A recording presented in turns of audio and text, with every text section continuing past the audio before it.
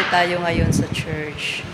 Ito yung continuation ng ating church renovation series. So, ayan na siya. Ito na yung children's room. Yan. May hawak akong paintbrush. Magpipintura ako mamaya. Tutulong tayo. Pero, ito na lang ang kulang mo. Look at that. Ang ganda ng ating upuan, oh. Oh, children's room yan. And, ayan. Since tapos na yung stage N, ha. Ito na yung ginawa namin dati, di ba? Yan. Hanggang doon na. Napinturahan na siya. Ito na lang ang kulang. Ito pa. Magdi-DIY tayo dito. And ngayon, magpipintura naman dyan sa gilid. Ayan na, umpisahan na. At ang gagawin natin today ay tutulong tayo magpintura. Yung mga hindi kayang abutin ng brush, yun ang gagawin natin. Pero, bago yan, layo-layo muna tayo doon sa nagpipintura kasi naamoy ko. Meron kasi tayong meron tayong history ng hika, kaya bawal muna. Iwas muna sa amoy, mamaya na. Sayang lang di ako nakadala ng face mask. Dapat may face mask, kaso di ako nakadala. Pero okay lang yan. Ganito na lang ang gawin ko mamaya. Magaganito na lang ako. Para hindi ko masyado maamoy yung pintura. Kasi pag dito naman, hindi masyado naamoy yung pintura. So, ayan na. Ito na yung update ng aming church. Ayan. Yan na yung update. And we thank God for the provision. Meron siyang mga ginagamit na instrumento para ma-provide yung needs, makabili ng pintura, ng mga pangangailangan dito. And libre naman yung ating labor. Libre yung ating labor actually. Meron naman tumutulong sa amin, kaso nga lang ngayon kami lang dalawa. Pero nung Sunday, pinagtulungan nilang ikabit yon. Nasaan ba? Yan, pinagtulungan nilang ikabit yan. Kaso yung iba, natanggal sa taas. So, madali na lang ayusin yan. Pero ngayon talaga, dalawa lang kami dito. Ito yung lumang pintura. Oops, madilim. Dumilim. Ayan yung lumang pintura. Pero yan na ngayon ang bago. Oops. Nasaan na? Ayan na ngayon ang bago. Wala ka kasi damit eh. Yan na ngayon ang bagong pintura. Ayan na. May nagpipintura na. Takpan lang natin kasi. Lang damit. Mainit kasi, mainit. Hindi naman masyadong mainit kasi makulimlim naman ang panahon sa labas. Pero syempre pag nagtatrabaho ka, iba talaga yung ng katawan mo, di ba? Ayan. Sobrang maliwanag lang. Ayun, yan. Ayan yung hospital namin dito sa Taguig. Nandito lang kami sa likod ng hospital. Yan o. Oh. Ano yan dyan? Bagong bukas lang na OB building. Yung mga nanganganak. Dyan na. Nakasiparit na yung building nila. O diba, ang bongga ng Taguig. Ganito kami sa Taguig. So yan, habang naghihintay tayo ng Ay, ito pala yung salamin namin nilipat na din. O, ayan na, ayan na. Ayan na yung salamin. Dati kasi doon yun sa harap. Ayun, pininturahan na yan. Yung may pintura na yun. Doon ang salamin. So nilipat namin dito kasi mas maliwanag. Ayan o, diba? Naklaro nyo na nga yata yung uban ko doon. O, yan, nilipat na. So, may mga pagbabago at malinis na syempre dito. Dati, maraming maraming mga nakatambak na mga kahoy, mga hardiflex, kasi yung ginawang, nakaano to dati dito pinakita ko to sa inyo, may division yan. So, tinanggal na, kasi, yan na, buo nang pinagamit sa amin ng may-ari ang lugar na ito. Kaya, ayan, kami na lang magpapaayos. Yan na. O, di ba? Yan. So, siguro naririnig nyo din yung ng ambulance, no? Halos kada minuto maririnig namin dito yung tunog ng ambulance. Dudungaw lang ako dito sa bintana. Makita mo na yung hospital. Pero nandoon ang emergency room. Ayan. Ayan, kumukulog, parang ulan na naman. Ayan. Yan ang hospital namin dito. Ito na. Yan na yung pagkakaiba. Ito yung bago. Ito yung luma. Yan. Tapos, doon sa baba pala meron na kaming ayan yung maliit na yun. Yung maliit na yun yung aming signage. So, marami pang pwedeng gawin dito. Marami pang gagawin. Unti-unti lang, matatapos din. Unti-unti. At, ang sikreto dito kapag inaanpak ako, ayun na. Lalatag ko lang yan, tapos, ayan na, makaka-idlip na ako. Na-recharge na ako ulit. Di ba? Para-paraan lang. Ganun lang ang paraan para ma-recharge. Kasi minsan nakakaramdam tayo ng antok, di ba? Eh, kapag hindi kasi natin inidlip, masakit sa ulo. Eh, bahala na kahit anong ginagawa ng asawa ko, yung pamumukpok, basta pag inaantok ako talagang ihiga ako dito. At kahit idlip lang, okay na ako yan. Pag naka-idlip na, wala na, okay na. Umpisa na naman ng new day. Tapos na ang children's room. Pero dyan pa lang ang tapos. Sa gilid hindi pa. Tapos, double coating na dun. Yan. Yan yung pagkakaiba. Tapos na. Malinis na. Wala na yung mga kalat.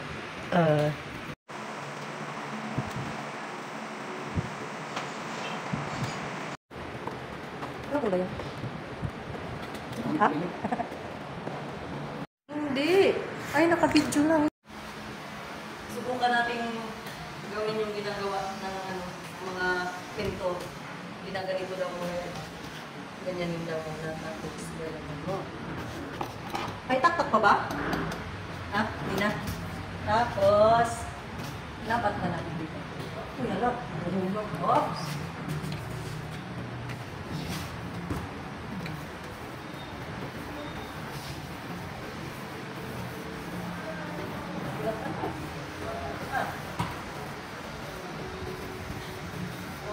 Gulong-gulong pa.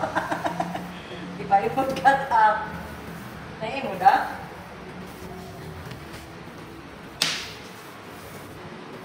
Ay, ang dapat pala ng nalalapatan ng isang ganun lang, no? Pwede pa dito.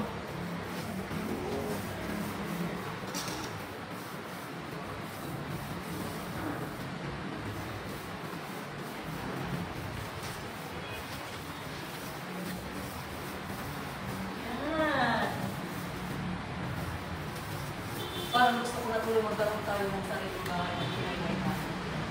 Ganito. Tara!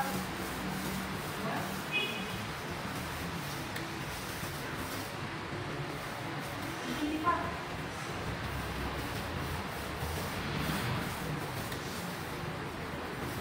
Pero, napakangawit pala sa kamay.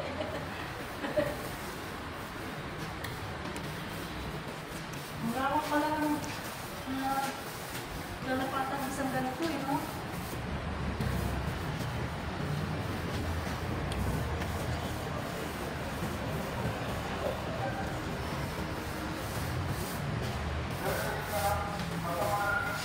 Uy, may ano dito pa? Yung ubo.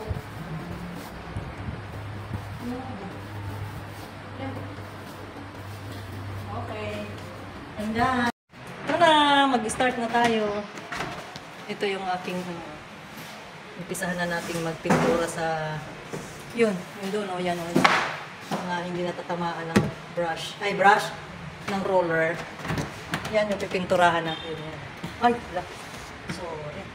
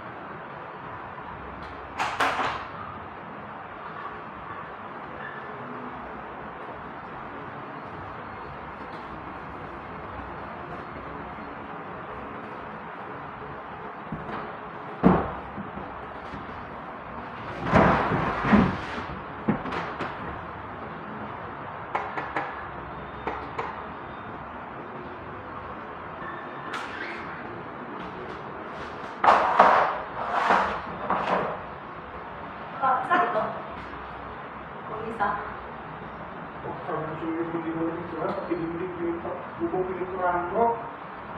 Nakakot eh.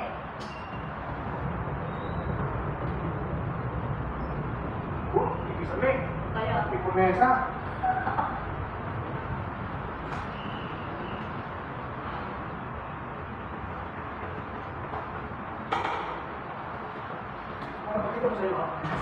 Pagkatapos ko ng gulo-gulo doon sa pagpipintura ay nag-book na ako ng Move It kasi meron akong delivery from Shopee. No, joke lang.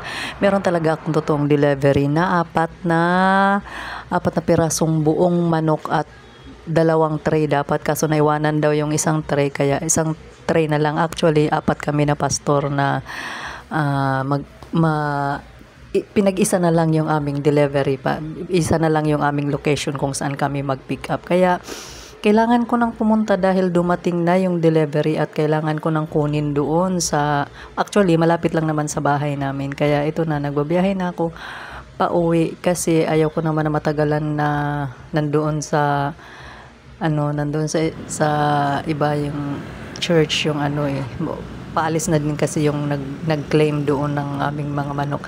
Actually, yung mga manok na yun ay may nag-sponsor sa amin. Di ba na-share ko sa inyo, merong nag-sponsor sa amin yung Tanglaw Touch Care Foundation. So, sila yung nagbigay ng 4 na manok para yon sa aming children. Pagkain ng mga bata kasi nagpapakain kami kapag Sunday. Nang tanghali na pinagluluto ko ng ulam yung mga bata at pinapakain namin sila. Kaya, ayan, merong provision si Lord. Dumating na nga, ayan na nga. Ito na yung manok na aming paghati-hatian.